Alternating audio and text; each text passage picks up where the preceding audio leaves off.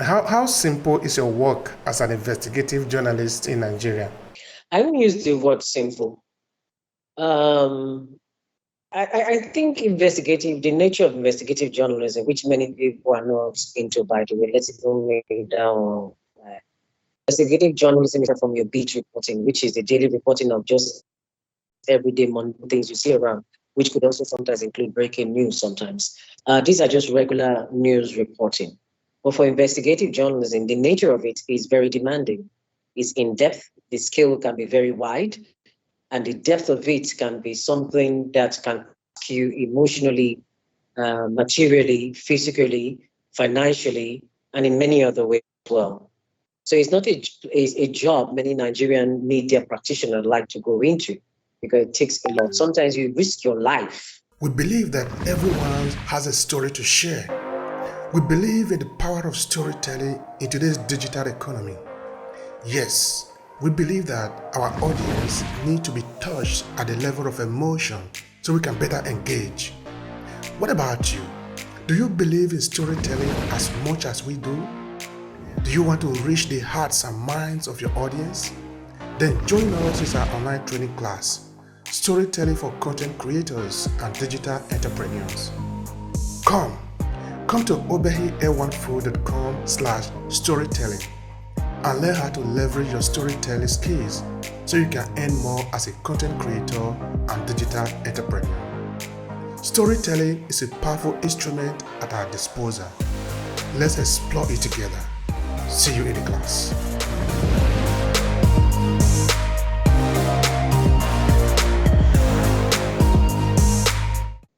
Just to get a story and expose it. So it's not your everyday cup of tea kind of journalism. And because we are talking of a country that we need to build, because we don't have anyone coming to do it for us, of course, we need the job, we need the hand of everybody on deck to do the job, and particularly those who are also working on the ground to sort of help us straighten our road. In this sense, I want you to speak to the importance of having investigative journalists and media creators, media content creator, to help shape the image of Nigeria. I agree with you totally about creating the image that shapes Nigeria.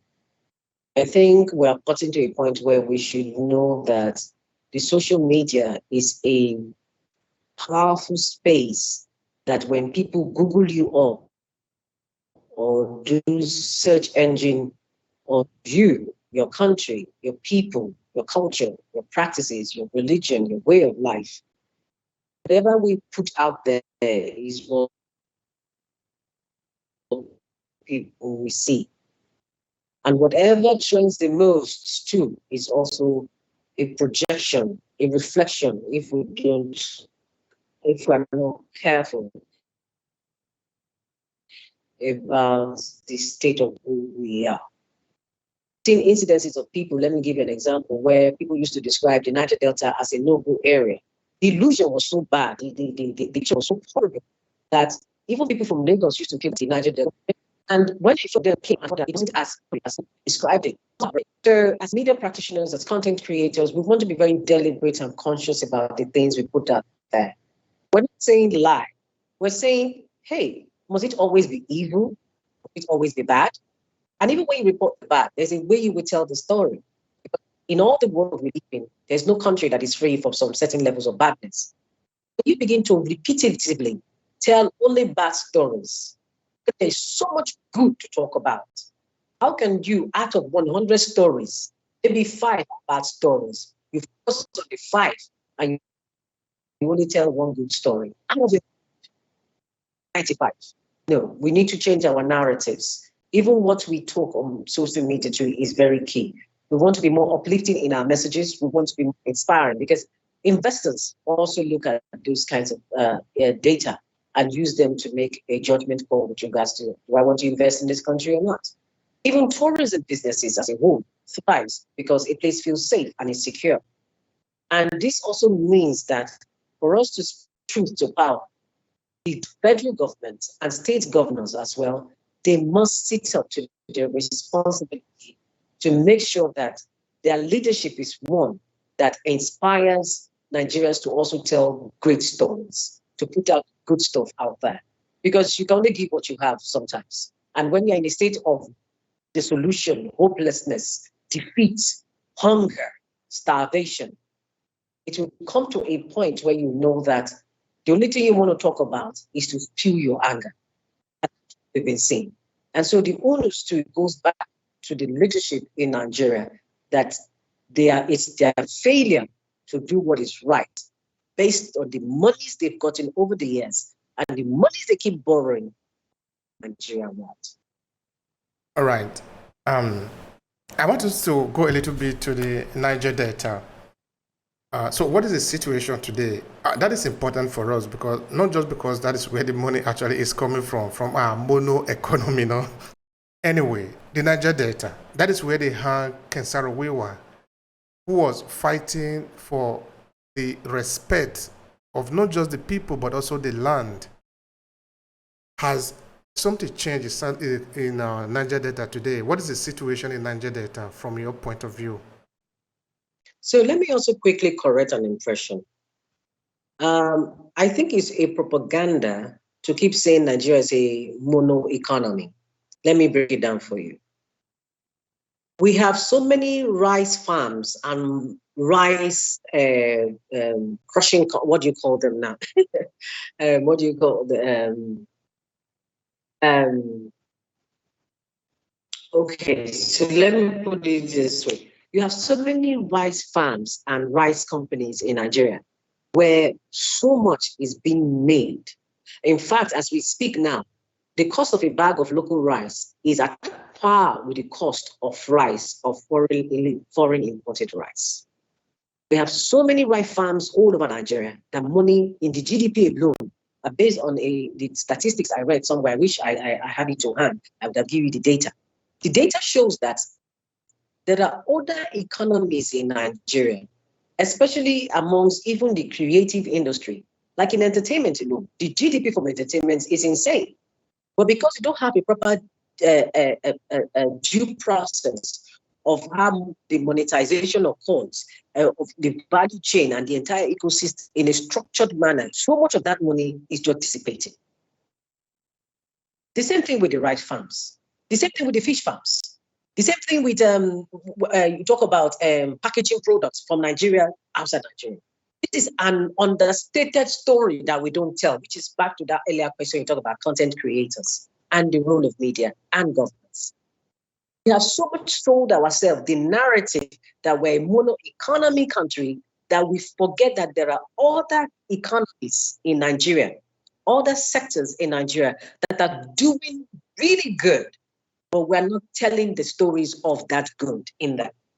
The success in terms of the GDP that we have. So I believe that we need to rechange our lenses of how we see Nigeria.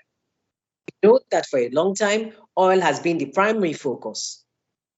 It didn't mean that other economies did not exist or aren't existing. Like you said, we had the granite pyramids. We also had the yam, the period when yam was being sold like gold. I mean, sold like water availability and all of that and all of that. The energy sector is a place where, if you look at it, petrochemical products is an offshoot of the oil sector. That oil, as it is, the crude oil, if you break down the many various value chain in the oil sector, you'll be shocked that crude oil is just one of the items. We import so many petrochemical products out of Nigeria. We do. The industries, the Manufacturing Association of Nigeria, is also there to be doing magic, but we're not seeing them tap into that as it should. So all this exists currently. It's not as if they're not there. It's not as if the certain reasonable structure of them are not there. Innocent Motors is doing fantastically well. The Aba market, where you have the shoemakers and all of those, the cobblers, they're also there. They're importing quite a lot overseas as well. And not just within Europe, also in other African countries as well. So what I'm saying is, we need to change the narrative as if things haven't moved away from the other perception we used to have. Things have moved. Right from the Obasanjo era till date, things have moved, but we have not talked much about them and focused our light on them. Thank you for the clarification. Now, let's go back to the second part of the question, the situation of the Niger Delta today. What do you have to say about that? I said that Niger Delta is a peaceful place to be. Life is good in many areas. We just need better governance. That's what we need. We need governors who are interested in the people and in the development of the places, and not governors who are interested in becoming an extension of themselves as emperors and using their own stooges to impose on the general masses. Overall, there's high potential for development, really. There are a number of Niger Delta people who are doing phenomenally well, even though the majority can be in a better place. But I know that that's why I'm always calling out for the citizens to be more engaged in civic participation in terms of political engagement. There's no other two way around it. And media is a tool that I have used to galvanize and inspire and create behavioral social change in people. And I know how powerful that is. And once you help people understand that they have the power, they can take ownership and begin to take action. Now, looking back at you, who started your journalistic journey, is there somebody that, because I remember you did mention of the fact that at the time, actually one of the reasons maybe that made you to get started or have interest in journalism was because there was lack of representation of women in the journalistic world. I want to believe that. So who were your kind of reference at the time you started to build your ground on it? I won't say I had any reference per se. I just had a hunger and fire inside of me to do the thing that I have been gifted to do.